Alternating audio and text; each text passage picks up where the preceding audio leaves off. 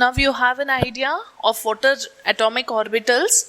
Let us see shapes of atomic orbitals. In shape of atomic orbitals, how they came to conclusion. Now okay, the theories were given, say which theory? Rutherford's atomic model, then Bohr's atomic model, then came quantum mechanical model, which was accepted to the fullest because it gives information about the size of the orbital, shape of the orbital, magnetic orientation, or it also gives information about the spin. So everything is almost set now. Then they thought, okay, how do we give the shape for atomic orbitals? Atomic orbitals means what? The space in which the electron is present.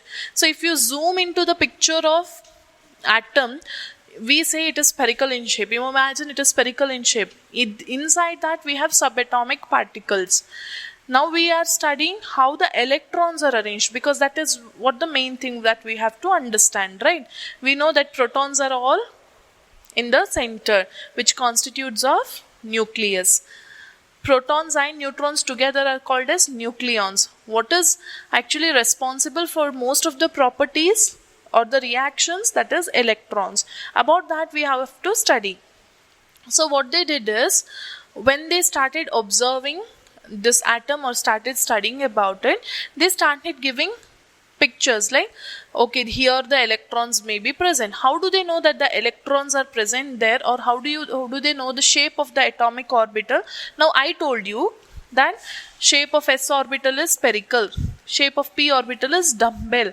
How did she tell that it is spherical or dumbbell? What they usually did is, they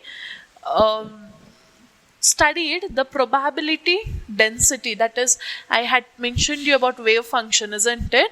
So magnitude, the square of a wave function and its magnitude gives the probability density.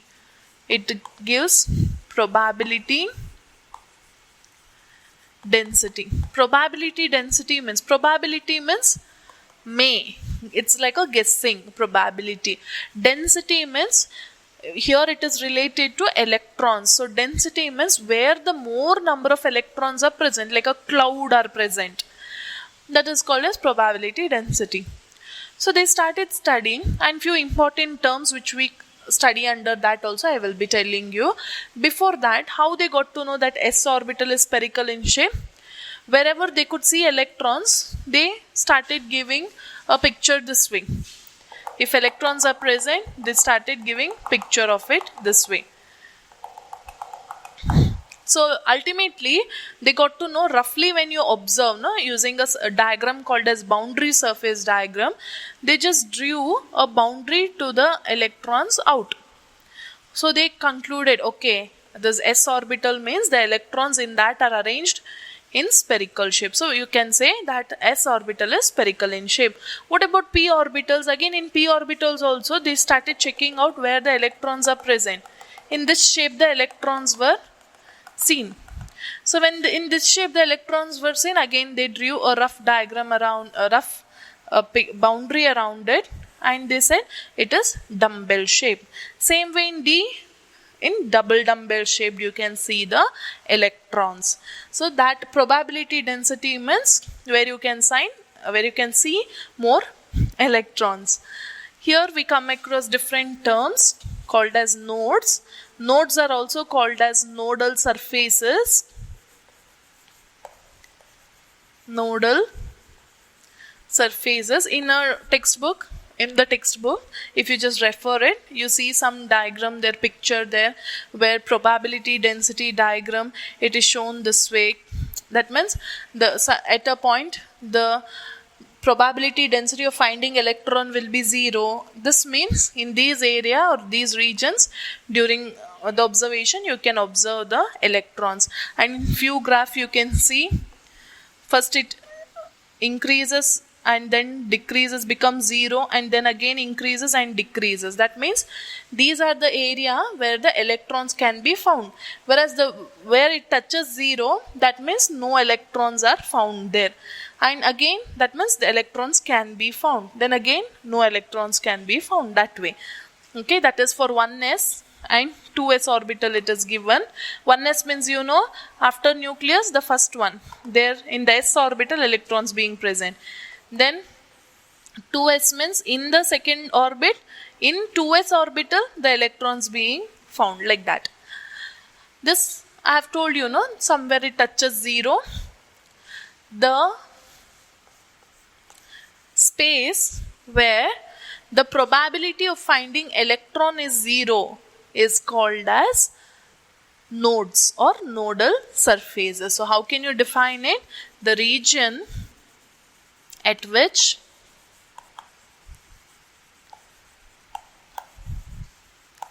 the probability density of electron is 0 is called nodal surface or node, or it is also called as node. That means at that region you don't find electrons. So maybe in 2s orbital it might be like at one area you see all the electron picture, and then a space, that means there are no electrons present, and again one more spherical shape you see electrons present. What does that mean? Now what I am explaining, it may seem like a two-dimensional diagram, but I am explaining this three-dimensionally. Spherical means like a sphere it is. Hope you get a picture now. So the probability, where the probability density is 0, we call that space as node or nodal surface, we call it as. Hope it is clear. See, I am just giving you a picture of what idea they might have had. It's an assumption of what they might have thought and what they have given now. You don't bother about this lady is speaking all such things about the concepts and we are getting confused. No. Whatever I'm mentioning, you just note in the class point, understand the concept, then you will know chemistry better. Okay. Next one which we have term is boundary surface diagram. What is a boundary surface diagram? Now I have told you that it gives a fairly good representation. These diagrams gives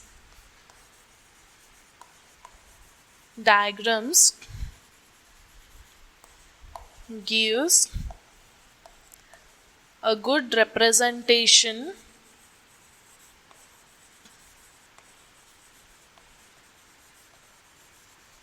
of shapes of orbitals. Shapes of orbitals. Like I told you, this is the boundary surface diagram for s orbital. This is boundary surface diagram for p orbital. For 1s, it will be this way. For 2s, it might be, you see the electrons here, and then again you see the size being larger than 1s, where in between you may not find any electrons. So that space is called as node. This space or region where the probability of finding electron is 0 is called as nodal surface or nodal region. Okay. Next we'll see the shapes of the orbitals.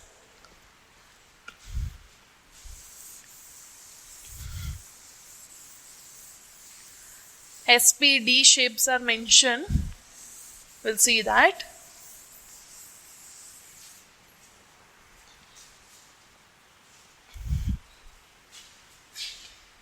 S orbital, how the shape will be? S orbital shape is spherical. 1s, 2s, 3s, 4s. S orbital shape is spherical. P orbital, the shape is dumbbell. 3 possibilities, because we write p orbital this way. That means along x-axis, y-axis, z-axis we have. Say if this is y, x, this is z. Along y it is py orbital. It is dumbbell shaped.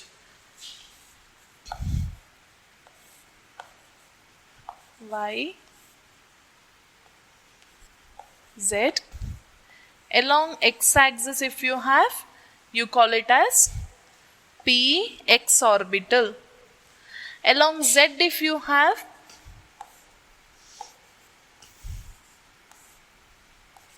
along z-axis, we call it as pz orbital. So in general, what is the shape of p orbital? Dumbbell shape.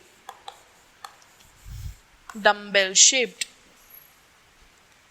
Say for d orbital possibility is 5. It can have 5 orbitals, d shell, d subshell. We denote this way with 5 boxes. That means 5 orbitals are possible. How? Here, just make a note. In p orbital, px, py, pz orbitals are possible. In d orbital, dxy, dyz, dzx, dx square minus y square, dz square. These are the possible orbitals in d subshell. I'll try to give you a rough picture of how the orbitals may look like. First we will write for dxy. If this is x, this is y, or say in the textbook it is given this is y and this is z. Along x and y coordinate axis we see the electrons. So along x and along y we see the electrons this way. See, it is dumbbell shaped. Double dumbbell shaped. Next, this is dxy. Next we will write dyz. dyz means x, if this is y, this is z, along y 1, along y and along z, this way. Here the electrons are present. Which shape it is? Again it is double dumbbell shaped. Then we will write dzx. dzx means along x-axis, along z-axis we have electrons found. That is along z-axis, then along y-axis this way. This is the shape for dzx. Next, which one? dx square minus y square, isn't it?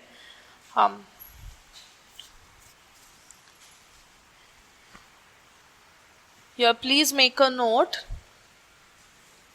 that I have written here along on the axis, isn't it? It will be between the axes, okay? I'll write it again. For d orbital, I mean to say, rest things are right.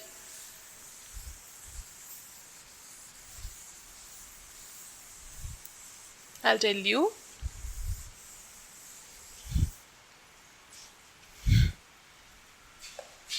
dxy, dyz, dzx, dx square minus y square, dz square. Wherever you have square, no, it means it is on that line, on the axis, okay? Otherwise it is between. X, Y, consider this as Z. So along X and Y means between X plane and Y plane, the electrons will be present. Here, take it as Y and Z. Take this as X. Between Z and between Y it is present. DZX means take this as X, this as Z, this as Y. So between Z and between X it is present. X square minus Y square means X, Y, this is Z. X square minus Y square means on X and on Y. I am sorry for the confusion I have made. Other ones are between the axis. This one on the axis, okay? On the line you will be drawing. Whereas dz square means X, Y, say Z, or say this as Z, this is Y. Z square means on Z once, again on Z itself. So we write it this way. Okay, these are the shapes for d orbitals. Then write a small note there. Note. So by considering these x, y, y, z planes, the nodes which we get are called as angular nodes. Just make a note. Note.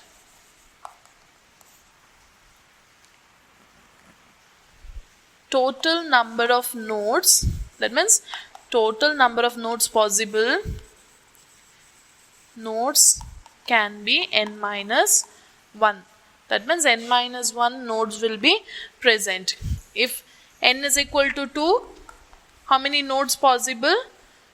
1 node will be possible. If n is equal to 3, 2 node will be possible, like that. Okay. Total number of nodes will be n minus 1. In that, angular nodes will be L,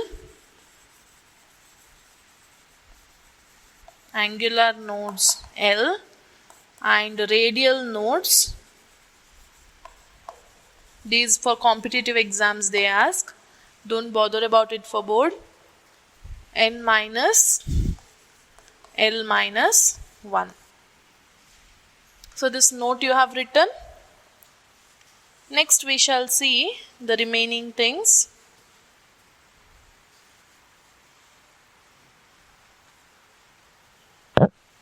Energies of orbital,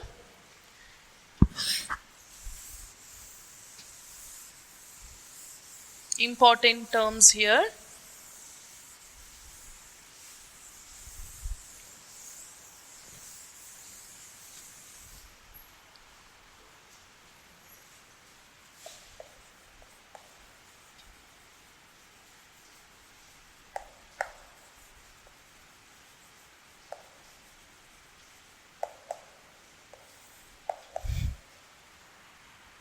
Energies of orbital.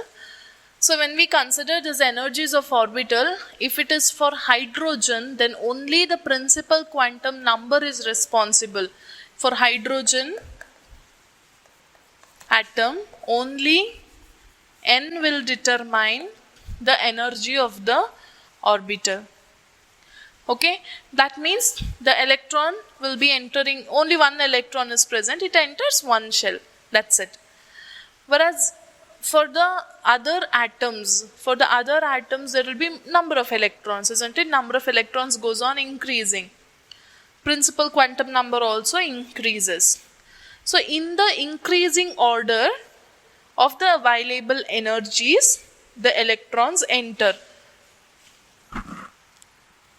Here we have the energy of the orbitals increase in the order. increase in the order. See, first one is 1s. 1s. That means with n is equal to 1, one orbital is possible. That is 1s. You can't say 1p, 1d, 1f. There are no such orbitals. With n is equal to 1, 1s orbital only is possible. So it will be having least energy. Than which one? Than 2s, 2p. Now when I write 2s and 2p, I put a is equal to sign here. What I mean to say is, I am writing energy of orbital. This is one orbital. 1s is one orbital. 2s is one orbital. 2p is one orbital. Here, these two will have equal energy. Why equal energy, you know? Because principal quantum number is same. Where there is same principal quantum number, that means the electrons in that orbital will experience same energy. See, like this. If this is a 2s orbital, this is a 2p orbital, then say here there is one electron, here there is one electron. If you can't say that 2s experiences less energy and 2p experience more energy. 2s also experience same energy as that of 2p. The reason is principal quantum number. So we write it this way. 1s has less energy than 2s and 2p. Do you have 2d, 2f? No, we don't have. Then comes 3s, 3p, 3d. Do you have 3f orbital? No, we don't have. Here these will have equal energies. Hope now you have got the point. Where there is n is equal, there the energies also will be equal.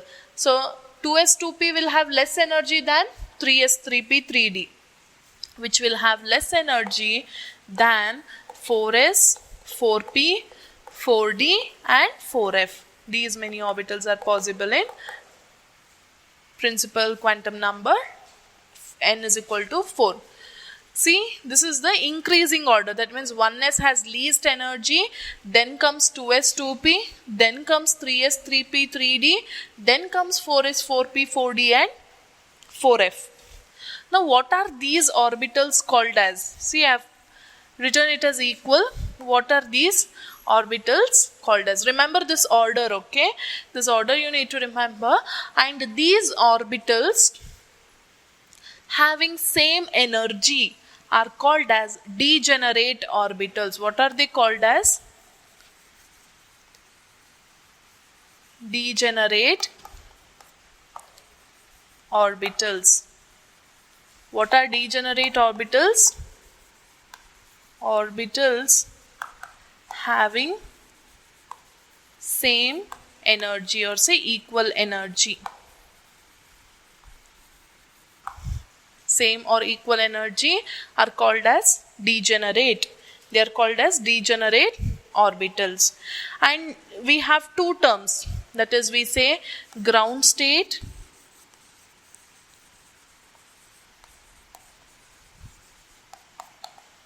excited state. Excited state. What is ground state? Now say for example, consider hydrogen. Hydrogen in 1s, one electron is present. That means in 1s orbital only one electron is present. So that is the stable state of it. The state or the energy level at which it is in stable condition, electron is in stable condition, we call that state as ground state. If it jumps to higher energy level, we call them as excited states. Got the point? Now for hydrogen, n is equal to 1 is the stable state. So one electron will remain in 1. Whereas if it jumps to n is equal to 2, n is equal to 3, n is equal to 4, if it jumps to any of these, then these states are called as excited states. So ground state means the energy level at which the electron is in stable condition is called ground state. Excited state means, how can you write it? The state energy levels higher than ground state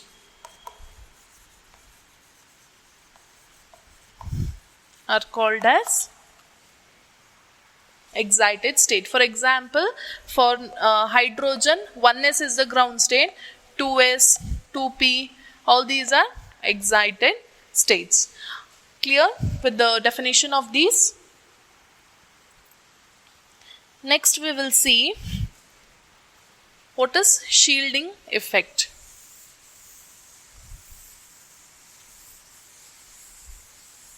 What is shielding effect?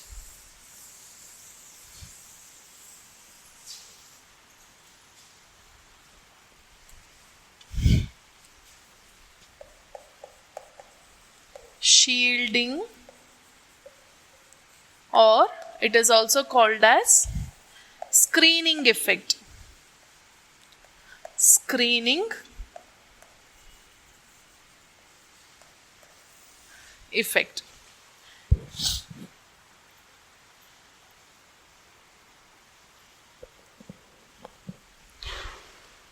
What happens is, now we keep saying that the electrons are present. So how is it? The atom is spherical in shape. In the center is the nucleus. After nucleus comes one shell, and then comes second shell, then comes third shell. This way it goes on, isn't it?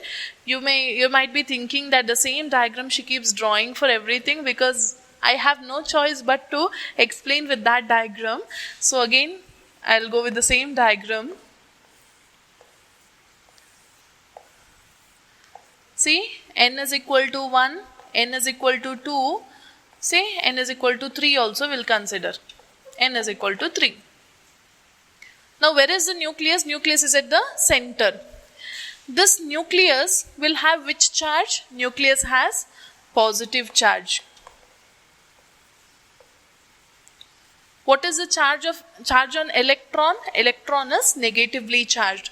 So what happens, here say if the electron is present in the first shell, the electrons are present in the second shell, the electron is present in the last shell, say for example.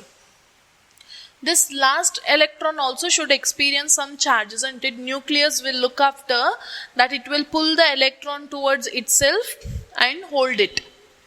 But what happens is, if there are many levels present, energy levels present, then the electron that is away from the nucleus, the outermost electron, will experience less positive charge from the nucleus. Why?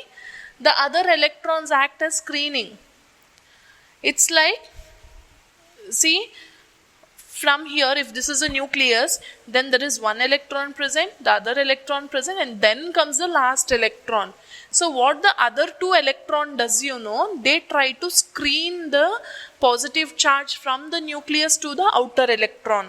So outer electron experiences less positive charge of the nucleus. What is the reason? Due to the innermost electron. They act as screen here. They act as screen here for the positive charge to reach the outer electron. And that effect is called as shield. Shielding in the sense, in between a screen or shield we say. A shield like it acts. Outer electron cannot experience more positive charge. The reason is because the innermost electrons acts as charge. And that effect is called as screening effect. So how do you define it? The effect in which the outermost